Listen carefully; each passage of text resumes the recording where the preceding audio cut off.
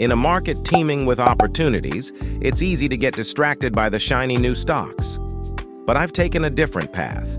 I've focused on stocks that have not only proven their worth in recent months, but have become my trading cornerstones. Let's talk about one such star, ANF. ANF has been a beacon of profitability for me, both last year and this. It's a prime example of technical trading done right, following a strong, unwavering trend that's been nothing short of a trader's dream.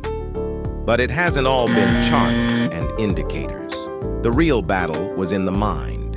The fear of a sudden downturn loomed large, challenging my conviction at every step. This journey wasn't just about trading, it was about mental fortitude. This experience has crystallized my trading philosophy. Trade the chart, not your fears. Add to winners, not losers. These rules have been my North Star, guiding me through the tumultuous waves of the market.